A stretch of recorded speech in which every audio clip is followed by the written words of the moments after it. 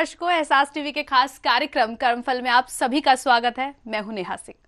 दर्शकों, अक्सर हम लोग अपने भविष्य को जानना चाहते हैं। हम ये जानना चाहते हैं कि भविष्य में कौन सी रुकावटें आएंगी, लेकिन हम ये भूल जाते हैं कि वो सभी रुकावटें हमारे कर्मों का फल हैं।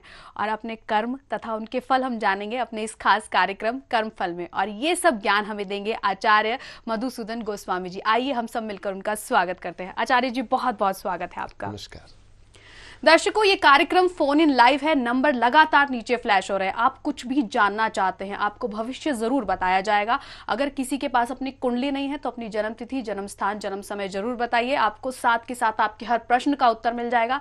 साथ ही साथ आपको हम ये भी बताएंगे कि ऐसे कौन से कर्म हैं जिस कारण से आज आप कोई भी दुख भोग रहे हैं। तो जल्दी से जल्दी हमें फोन लगाइए। नंबर लगातार नीचे फ्लैश हो रहे हैं। आपको करना सिर्फ यह है कि उन नंबरों को डायल करना है। सीधा आचार्य जी से आपकी बात होगी। आचार्य जी आपको हर प्रश्न का उत्तर देंगे। हर समस्या का हल आपको यही इसी कार्यक्रम में मिलेगा, क्योंकि कार्यक्रम का नाम है कर्मफल। तो जल्दी से जल्दी हमें फोन कीजिए। हम आपके फोन का इंतजार कर रहे हैं। हम यहां पर आपकी समस्याओं के शमन के लिए बैठे हैं। आचार्य जी स्वयं यही चाहते हैं कि आपके जीवन में जितनी भी कठिनाइयां हैं, जितनी भी समस्याएं हैं, जितने भी कष्ट हैं, जल्द से जल्द वो सब दूर हो जाए। तो उन सबको दूर करने के लिए आपको करना सिर्फ यह है, हमें जल्दी से जल्दी फोन लगाइए। नंबर लगातार फ्लैश हो रहे हैं। इन नंबरों को देखिए मत, इनको देखकर मिलाइए भी, क्योंकि जब मिलाएंगे तभी जल्दी से जल्दी आपकी बात हो पाएगी। आचार्य जी, कर्मों की हम बात करते हैं। अक्सर हम दुखी होते हैं, हम कभी ईश्वर को कोसते हैं, कभी जिस मनुष्य के कारण हमें दुख मिला होता है हम उसको कोसते हैं। हम अपने कर्मों को क्यों भूल जाते हैं? जी, सर्वप्रथम मैं अपने माता, अपने पिता और अपने गुरु की चरण वंदना करते हुए और आप सभी दर्शकों के हृदय में बैठे ईश्वर को प्रणाम करता हूँ। दर्शकों, आज हम इस कार्यक्रम में बात करेंगे कर्म फल के बारे में। किसी भी व्यक्ति का जीवन, जो वर्तमान जीवन है, वो कर्मों के आधार पर ही निर्धारित किया जाता है। हम जब अपने पूर्व जन्म के संचित कर्मों को लेकर अपने वर्तमान जन्म में पैदा होते हैं, उसके बाद ही हमें अपने उस जीवन के बारे में पता चलता है जो जीवन हमारे वर्तमान जीवन में चल रहा है। समस्या क्या होती है कि हम सब कुछ करते हैं अपने जीवन के अंदर, हम सब कुछ करते हैं, परंतु हमारे जीवन में क्या होता है कि हम ये नहीं जान पाते हैं कि हमारा जो जीवन है वो किस आधार पर चल रहा है।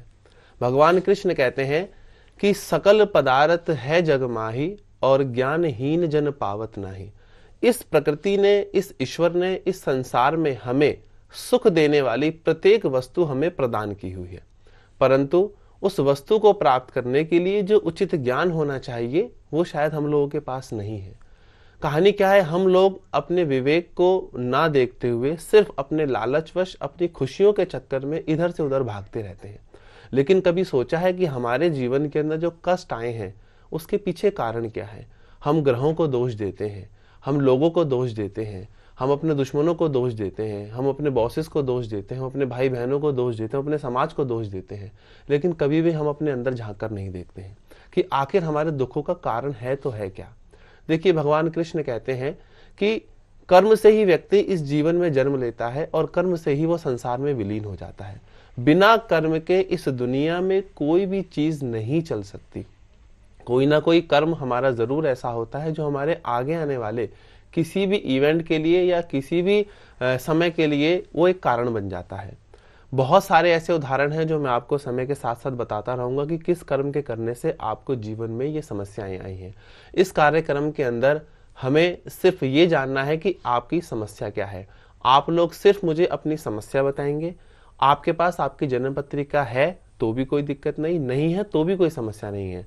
सिर्फ आप मुझे अपनी समस्या बताएंगे, मैं आपको आपकी समस्या के आधार पर सबसे पहले आपका वो कर्म आपको बताऊंगा जिस कर्म के करने की वजह से आप आज इस जन्म में दुखी हुए हैं। कोई ना कोई दुख का कारण जरूर हर इंसान के जीवन में है, लेकिन हम सिर्फ दुख को समझते हैं, उसके कारण पे नहीं पहुंचते हैं। जैसे कि अगर आपको कोई रोग हो गया है, कोई बीमारी हो गई है, आपके पेट में ही कोई समस्या हो गई है, तो डॉक्टर सिर्फ इस व्याप पर आपको दवाई नहीं दे सकता कि आपके पेट में दर्द है तो ये पेन किलर ले लो, आपका दर्द ठीक हो जाएगा। नहीं, डॉक्टर पहले उस जड़ तक पहुंचता है कि आखिर ये आपके पेट में जो बीमारी आई है ये कोई इन्फेक्शन है या कोई वायरल है या कोई और डिजीज है आपके पेट के अंदर, उसको जानने के लिए वो आपसे कहेगा एक्सरे कराओ, अल्ट्रासाउंड कराओ, सीटी स्कैन कराओ। और जब ये सारी चीजें हो जाती हैं और वो जब उसके बेसिक आधार पर पहुंच जाता है कि इस व्यक्ति ने क्या ऐसा खाया था, क्या ऐसा पिया था जिसके करने से इसको ये समस्या आई है, तब जाकर वो आपको मेडिसिन देता है या दवाई देती है। तो हमारा भी जो कर्म फल का आधार है वो यही है। हमने वेदों से, शास्त्रों से, उपनिषदों से, क्योंकि देखिए जो ज्योतिष है वो वेदों के नेत्र हैं, यानी कि उनकी आंखें हैं।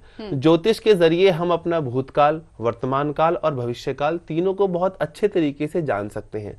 लेकिन जानने का मतलब ये नहीं है कि हम ग्रहों के पीछे भाग पड़े कि हमारा शनि खराब है, मंगल खराब है, बुध खराब है या बृहस्पति खराब है।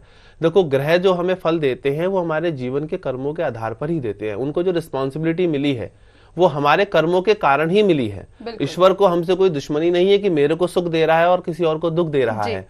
वो ईश्वर जो है वो सिर्फ और सिर्फ आपके कर्मों के आधार पर ही, आपके जीवन में जो सुख और दुख आ रहे हैं वो आपके जीवन के कर्मों के आधार पर ही आ रहे हैं।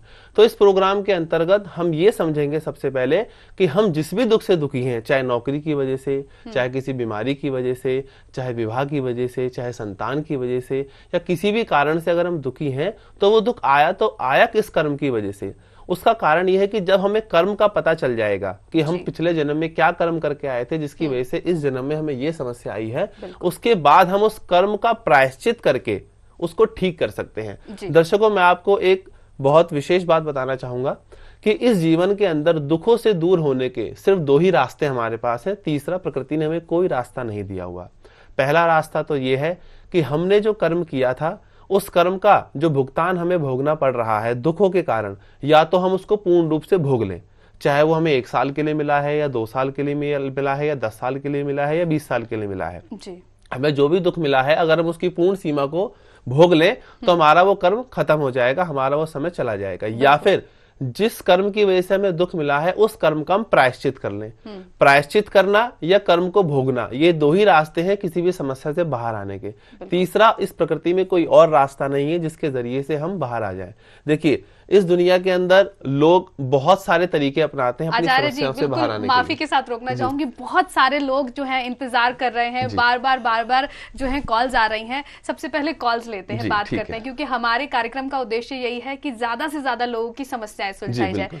जयपुर से इस वक्त हमारे साथ कॉलर जुड़ी हैं अनीता जी। जी नमस्कार अनीता जी, कैसी हैं आप? अनीता जी, क्या आप मुझे सुन पा रही हैं? नमस्ते मैडम। जी नमस्कार अनीता जी। पंडित जी प्रणाम। जी प्रणाम अनीता जी। मेरी डेट ऑफ बर्थ सही नहीं है आचार्य जी। कोई बात नहीं, आप सिर्फ अपनी अभी समस्या बताइए कि आप किस समस्या से जूझ रही हैं। मैं उसका आपको कारण भी बताऊंगा और उसका समाधान भी बताऊंगा।